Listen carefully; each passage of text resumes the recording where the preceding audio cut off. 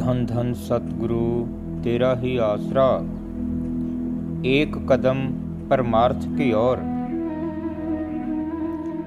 डेरा जगमाल वाले से डबवाली को जाते हुए रास्ते में एक गांव मांगेआना आता है।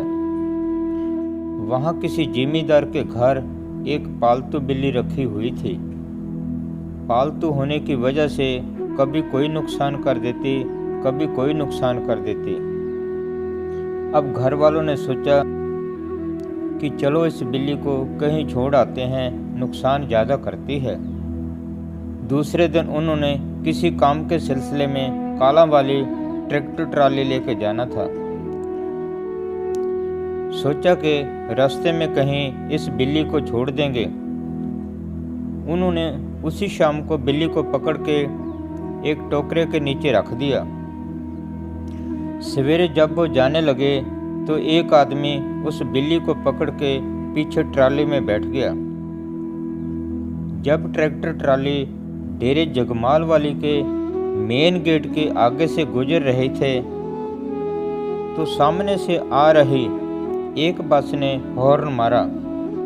उस हॉर्न की आवाज़ सुन के बिल्ली डर गई और डेरे के गेट की साइड छलांग मार के दौड़ने लगी तो अचानक ही उसी बस के टायर के नीचे आके मर गई।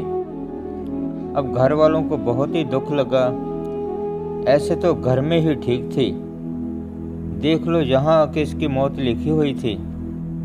तो उन्होंने क्या किया कि वहाँ से बिल्ली को उठाया और आगे जाके खड्डा खोद के दबा दिया और अपने काम के लिए आगे निकल गए।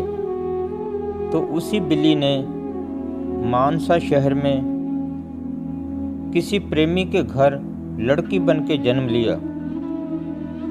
जब वो लड़की 3-4 साल की हुई तो उसने एक दिन अपने पिछले जन्म की सारी बात अपने घर वालों को बताते हुए कहा कि मैं पिछले जन्म में बिल्ली थी और मैं डेरे के मेन गेट के आगे बस के नीचे आके मर गई थी।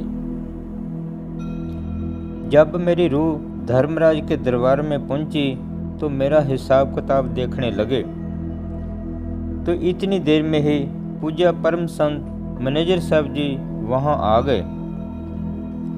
तो धर्मराज कहने लगा कि महाराज जी, आज आप इधर क्यों आए हो?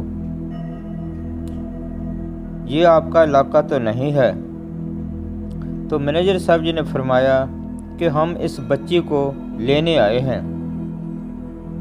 धर्मराज कहने लगा, ना तो इसने आप जी से नाम लिया है, ना ही आपके दर्शन किए हैं और ना ही कोई सेवा और सिमरन किया है, फिर आपका ये जीव कैसे हो गया?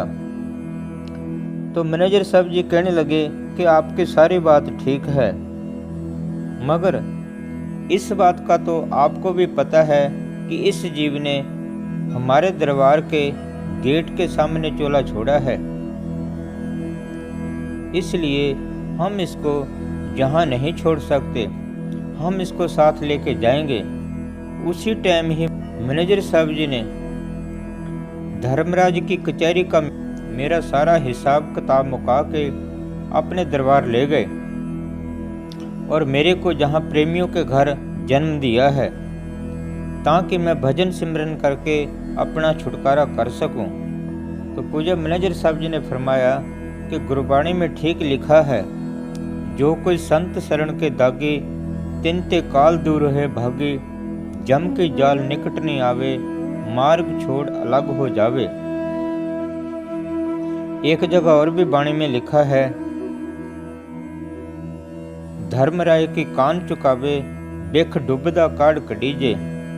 जितने भी रूहानी फकीर मालिक की दरगाह से आए हैं वो अपने जीवों के उद्धार के लिए हर तरह की कुर्बानी देने के लिए हमेशा तैयार रहते हैं, मगर ऐसा फकीर बिना भागों से नहीं मिलता।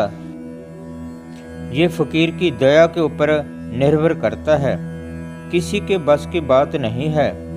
तुलसीदास जी इस बात का जिक्र करते हैं, जो कोई कहे साध को चीना, तुलसी हाथ कान पर दीना। जब तक वो मालिक खुद ही इस जीव के ऊपर दया मेहर ना करे तां इस परमार्थ के रास्ते पे चलना औखा ही नहीं, नामुमकिन भी है। धन धन सतगुरु तेरा ही आसरा।